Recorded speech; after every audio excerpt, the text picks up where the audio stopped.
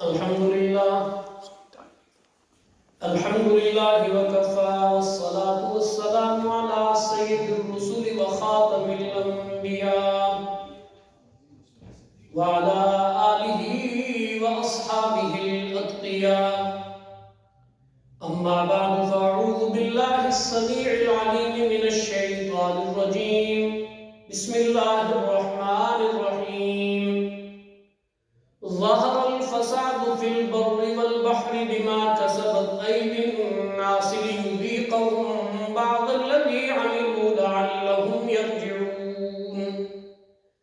صدقت يا رب العالمين ونحن على ذلك لمن الشاهدين والشاكرين والحمد لله رب العالمين.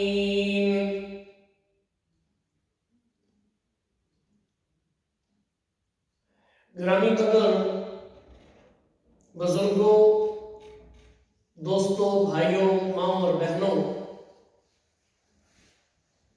آج جمعۃ المبارک عائشہ مسجد والسال سے آپ سے مخاطب ہیں. ایک بڑے ہی مشکل دور سے ہم گزر رہے ہیں. ایک آزمائش میں ہم مبتلا ہیں بحیثیت پورے معاشرے اور انسانیت پوری کی پوری ایک انتہائی بڑے بحران کے اندر ہے. اللہ کریم نے اپنی کتاب لم یزل نے ہماری توجہ اس جانب مبذول کرائی ہے کہ ہم اس بات پر غور و فکر کریں کہ اس کائنات میں جتنے بھی حوادث ہوتے ہیں، جو آفات اور بلیات اور مصائب سے ہم دوچار ہوتے ہیں، اس کی وجوہات کیا ہیں، اور پھر اس بات کا ہم جائزہ لینے کے بعد ایک محکم یقین کے ساتھ آگے بڑھے اور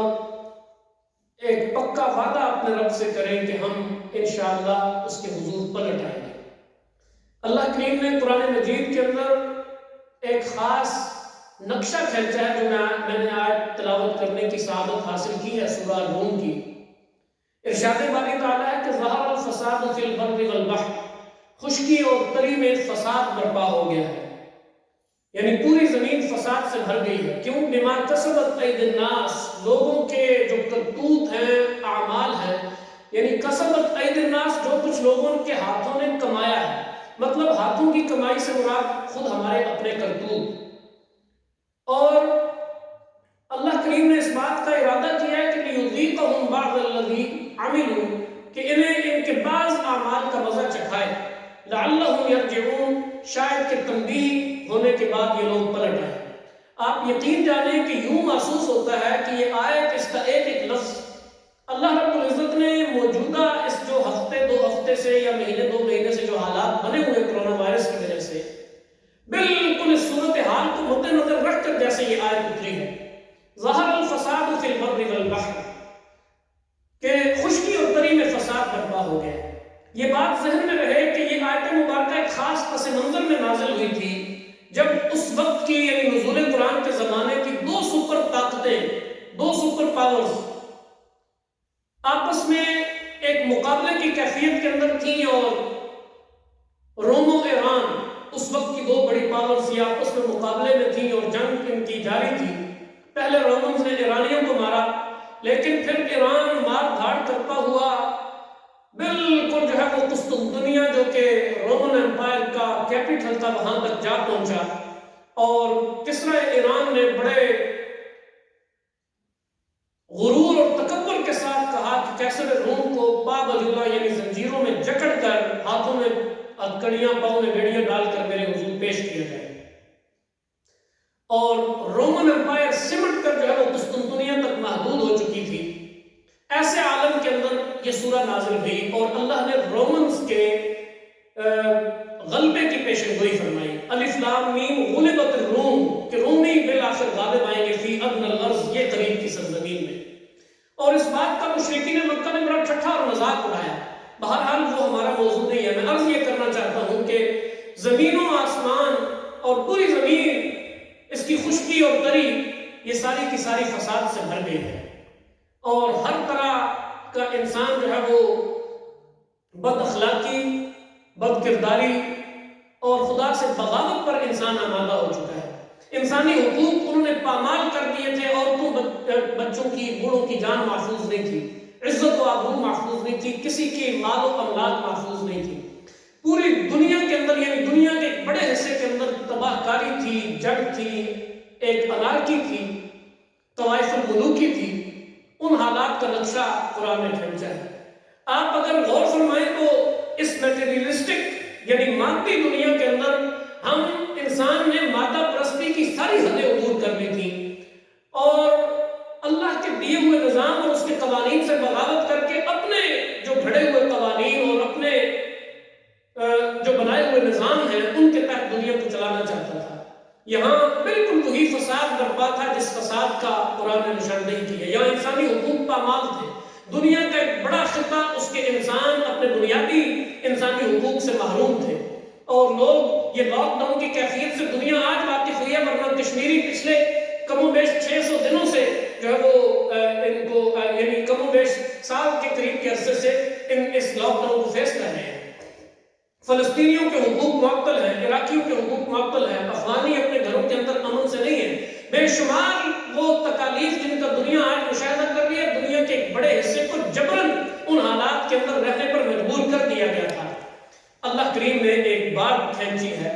اور اپنے جنود کو حرکت میں لایا ہے۔ اللہ کے لشکر ہے، وَمَا يَعْلَمُ جُنُودَ رَبِّكَ إِلَّا هُوَ۔ اللہ کی عظمت، اس کی جلالت اور اس کی جبروت سے ڈرنا چاہیے کہ وہ کس وقت اپنے کون سے لشکر کو حرکت میں لائے اور انسانیت کو زیر و زبر کر کے رکھ دے۔ انسان جو اپنے آپ کو بڑی جو ہے وہ کوئی توپ چیز سمجھتا ہے، ایک چھوٹی سی حقیر سی مخلوق جس کا ظاہری وجود ہی نہیں ہے، خودبینی آنکھ سے اسے دیکھنا مشکل ہے، اس چھوٹے سے ایک وائرس نے ساری انسان کی ترقی اور اس کی ریسرچ اور اس کی ٹیکنالوجی اور اس کی سارے جو ہے وہ عروج اور بلندی اس کا جو ہے وہ قلع کما کر کے رکھ دیا ہے۔ بالکل انسان کو اس کی اوقات یاد دلا دی ہے، اور اللہ نے پکار کر جو بات کہی ہے کہ یا ایھا الناس انتم الفقراء الی اللہ، اے انسانوں تم اللہ کے در کے فقیر ہو، انتہائی کمزور، حقیر اور محتاج اور بے بس اور بے کس ہو تم۔ آج اس حقیر سے وائرس نے اس بات کو بالکل ثابت کیا ہے،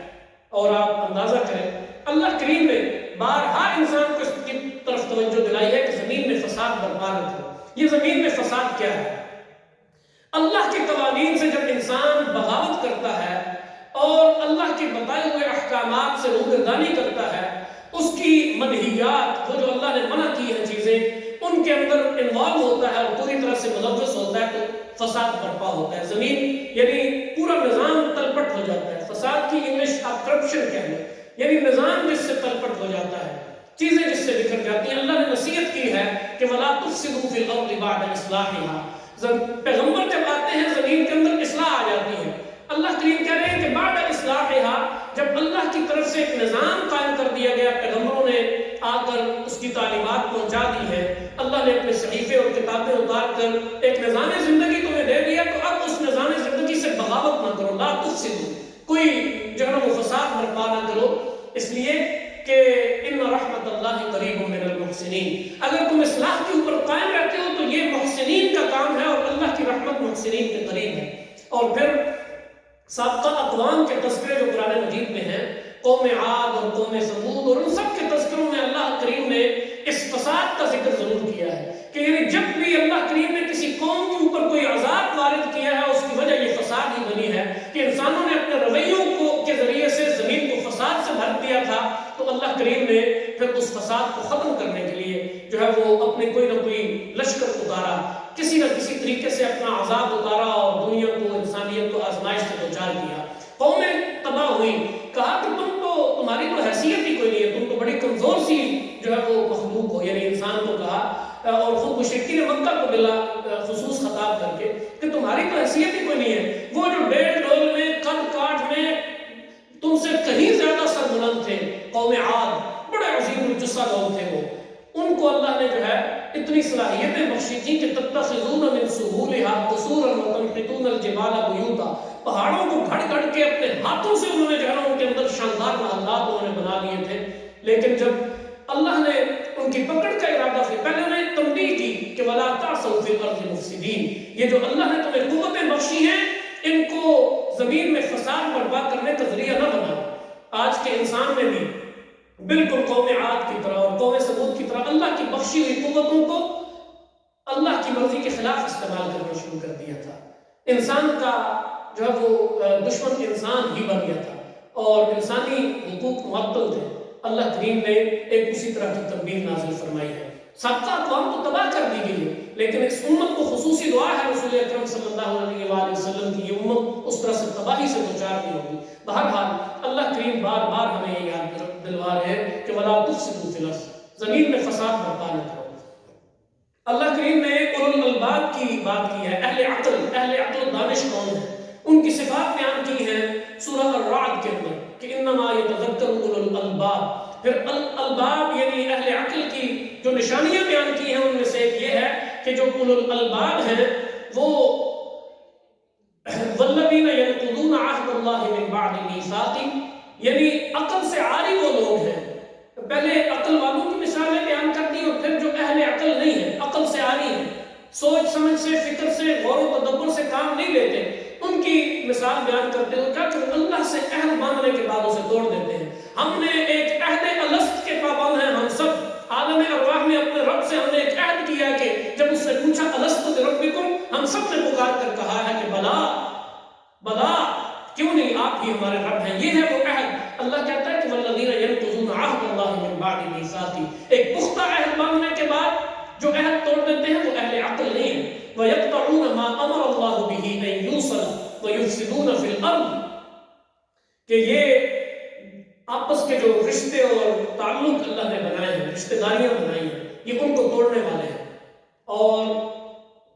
وَيُفْسِدُونَ فِي الْأَرْضِ، یہ ہے جو زمین میں فساد برپا کرتے ہیں، یعنی اللہ کے ساتھ عہد کو توڑنا اور مخلوق کے ساتھ اپنے معاملات کو خراب کرنا، یہ دونوں جو ہے وہ فساد فی الارض کے اندر آتے ہیں۔ فرمایا اولئک لہم اللعنۃ ولہم سوء الدار، ایسے فسادیوں کے لیے اس دنیا میں بھی لعنت ہے اور آخرت میں ان کے لیے برا گھر ہے، برا ٹھکانہ ہے۔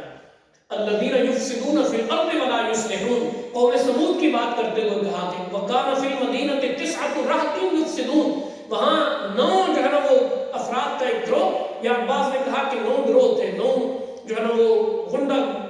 گرد قسم کے لوگ تھے کہ جن کا کام یہ تھا کہ وہ زمین میں فساد برپا کرتے تھے، اصلاح کی بات نہیں کرتے تھے۔ پیغمبر صالح علیہ السلام جب اصلاح کی بات لے کر آتے تو وہ ان کے راستے میں رکاوٹیں کھڑی کرتے تھے۔ گویا آج بھی اگر کچھ مصلحین کسی اصلاح کی بات کرتے ہیں تو فسادی ان کے اس ساری کوششوں کے اوپر پانی پھیر دیتے ہیں۔ اس کا نتیجہ یہ ہوتا ہے کہ پھر اللہ کریم کا جو غضب ہے اور اس کا غصہ اور قہر، جس طرح سابقہ اقوام پہ ٹوٹا تھا اسی طرح اس قوم کے اوپر بھی مصیبت آ گئی۔ پھر ہم جو قوم شعیب کے ذکر میں اللہ کریم نے کہا کہ وَلَا تَبْخَسُوا النَّاسَ أَشْيَاءَهُمْ وَلَا تَعْثَوْا فِي الْأَرْضِ مُفْسِدِينَ، ان کو ناپ تول میں کمی کرنے سے منع کیا گیا، بددیانتی سے منع کیا گیا، خیانت سے منع کیا گیا۔ گویا بددیانتی، خیانت کرنا، ناپ تول میں کمی کرنا، لوگوں کے حقوق کے اندر کمی کرنا، لا تبخسوا الناس اشیاءهم، لوگوں سے ان کی چیزیں جو ہے وہ نہ چھینو، ان کے حقوق نہ چھینو۔ گویا انسان جب حقوق چھینتا ہے، بددیانتی کرتا ہے، خیانت کرتا ہے، کسی ناپ تول میں کمی کرتا ہے، معاملات میں جو ہے وہ بددیانتی کا مظاہرہ کرتا ہے، باہمی معاملات میں، تو یہ فساد فی الارض ہے۔ قوم شعیب کے ذکر میں کہا گیا کہ لا تعصوا فی الارض مفسدین، ایسے اعمال کر کے جو ہے وہ تم فساد کا ثبوت نہ دو۔ اور اسی طرح جو ہے میں نے آیت جو مبارکہ تلاوت کی تھی، وہ آیت تو گویا انتہائی حسب حال ہے کہ ظہر الفساد فی البر والبحر، یہ انسان کے اعمال ہیں بما کسبت ایدی الناس، لوگوں کی وہ جو ان کے فاسد خیالات ہیں، ان کے برے رجحانات ہیں، اور جو شیطان کے بہکاوے میں آ کر وہ کائنات کے اندر اللہ کے حقوق میں بھی کمی کرتے ہیں اور انسانوں کے حقوق میں بھی کمی کرتے ہیں، دماغ کسبت ایدی الناس، اللہ یہ چاہتا ہے لیذیقہم بعض الذی عملوا، کہ اللہ ان کے بعض اعمال کا انہیں مزہ چکھائے، کبھی جنگیں مسلط کر کے، کبھی قحط بھیج کے، کبھی زلزلے سے دوچار کر کے، کبھی سیلابوں کا جو ہے وہ ایک، اور کبھی طوفانوں کی زد میں لا کر، اور کبھی اس نوعیت کی بیماریاں اور اس نوعیت کے وائرسز اور یعنی حقیر سی مخلوق کو، میں نے عرض کیا کہ وما یعلم جنود ربک الا هو، اللہ کے لشکر بے شمار ہیں، وہ اپنے لشکروں کو خوب جانتا ہے۔ اس نے ایک لشکر ہمارے اوپر جو ہے وہ وارد کیا ہے اور ساری انسانیت اس لشکر کے سامنے بے بس ہو گئی ہے۔ اس ٹیکنالوجی نہیں ہے اس لشکر کے پاس جو اللہ نے چھوڑا ہے. اس وائرس کے پاس کوئی علم نہیں ہے, کوئی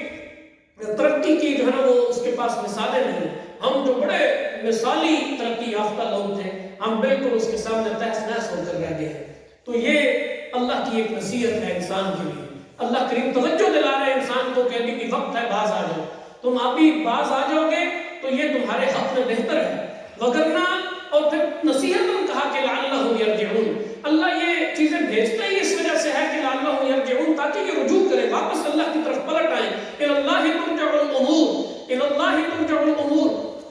الی اللہ ترجع الامور, الی اللہ عاقبۃ الامور, کہ اللہ کی طرف ہی معاملات کا انجام ہے, اللہ ہی کی طرف جو ہے وہ ہر چیز کی عاقبت ہے اور خاتمہ ہے. اس لیے ہمارا یہ رجوع اللہ ہی کی طرف بنتا ہے. اور اللہ کریم بار بار انیبوا الی ربکم, اپنے رب کی طرف پلٹ آؤ, واسلموا لہ, اس کی ذات پر ایمان لے آؤ, اور پوری طرح سے اس کے حضور سر تسلیم خم کر دو. خدا کی قسم اس وقت واحد حل مسائل کا یہی ہے کہ اللہ کے حضور توبہ و انابت کی جائے, رجوع کیا جائے اللہ کے حضور, استغفار کیا جائے, اپنے رب کے حضور رویا گڑگڑایا جائے, اور بار بار اپنے گناہوں کے اوپر ندامت کا اور اپنے گناہوں کا اعتراف کر کے ندامت اور پشیمانی کا اظہار کیا جائے, اور پھر اللہ سے خیر کی دعا کی جائے. اللہ کریم ضرور انشاءاللہ ہمیں اپنے فضل و رحمت سے معاف فرمائے گا, اور ہم ضرور اللہ کے حضور سرفروغ ہوں گے. اس کی طرف سے معافی, توبہ اور استغفار کے دروازے کھلے ہیں, بس اس دروازوں کے اوپر دل کے دروازے اپنے بھی کھول کر دستک دینے کی ضرورت ہے. مالک کریم ہم سب کا حامی و ناصر ہو, ہر ایک کو اپنی خیر و عافیت عطا فرمائے, اور مالک کریم انسانیت کو اس بڑے وبال سے, اس زوال اور مصیبت سے اور آفت سے اللہ کریم نجات عطا فرمائے.